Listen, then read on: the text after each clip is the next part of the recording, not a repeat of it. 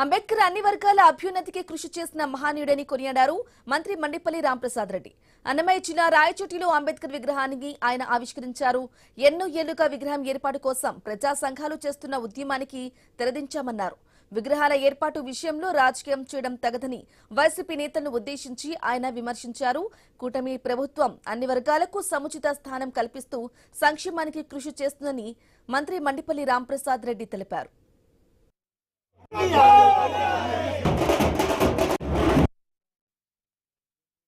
ఒక సమాజానికి మంచి కోరిన వ్యక్తిని మనం గౌరవించే సాంప్రదాయం ఉంది.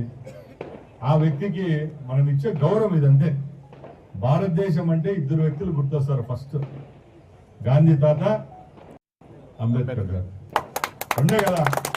అట్లాంటప్పుడు మీరు అంత ఈగోకు పోవాల్సిన పరిస్థితి తెచ్చుకున్నారు కాబట్టి ఈరోజు ఆ భాగ్యం నాకు దక్కింది. దానికి కూడా నా పూర్వజన్మ ఫీల్ అవుతాను. అలాగే నేను ఒకటే చెప్తున్నా,